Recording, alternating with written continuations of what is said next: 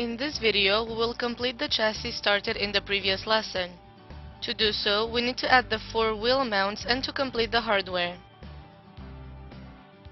First, zoom in on the area of interest.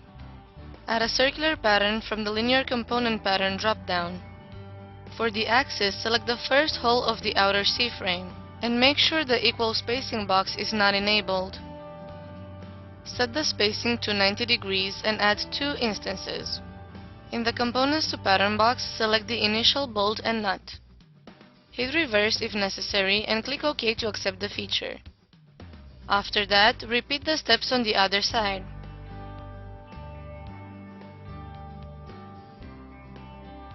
To add these parts in the adjacent corner, use another linear component pattern.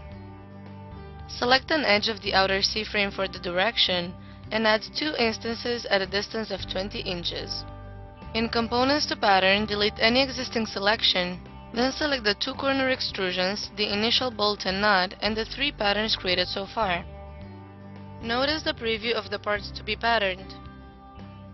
Then click OK. A linear pattern would not be appropriate for the other 2 corners because we need the parts to be turned 180 degrees. We will need an axis for a circular pattern. First, go to Reference Geometry and select Plane. Add a plane between the 2 surfaces as shown. Go again to Reference Geometry and select Axis. Expand the Feature Manager to choose the right plane and create an axis at its intersection with the plane we've just created.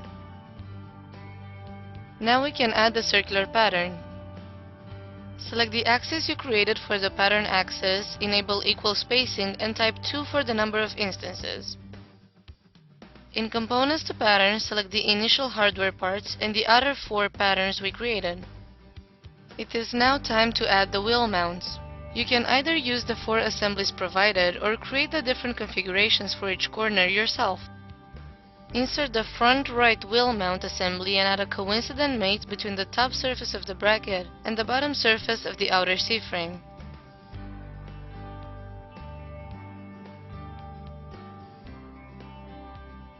Continue by adding 2 concentric mates between the bracket and the C-frame.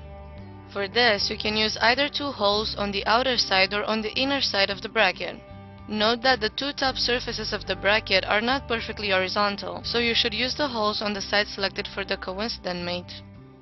Otherwise, you will get an error because the circular surfaces are not aligned. Click OK and then insert the other 3 wheel mounts and mate them in the same way.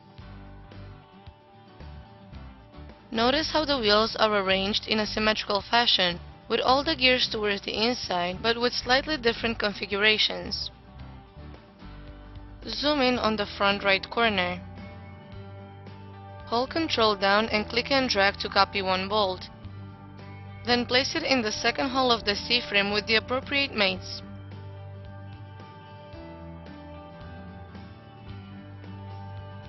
Repeat the process to add a nut.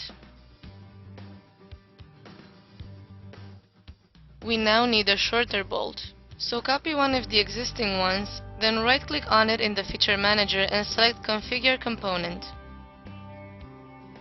Use the drop-down to select the other configuration of this part. This saves you time because you don't have to create 2 different parts, but rather 2 configurations of the same component. Mate this bolt into the last hole of the bracket.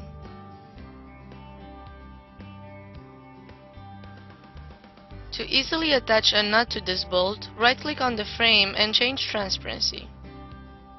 Copy an existing nut and start mating it. Use right-click, select Other to easily select faces that are not directly available.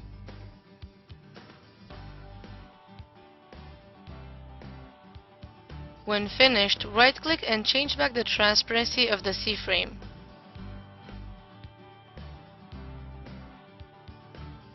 Use the linear component pattern to add these 2 pairs of nuts and bolts to the other side of the bracket.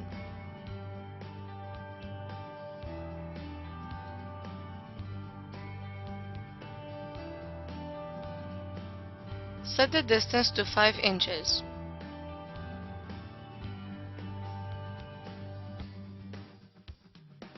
Next, use the Mirror Components feature to add these to the other corners. First about the right plane of the chassis, and then about the plane we created in the beginning of the video. Notice the new parts added to the assembly.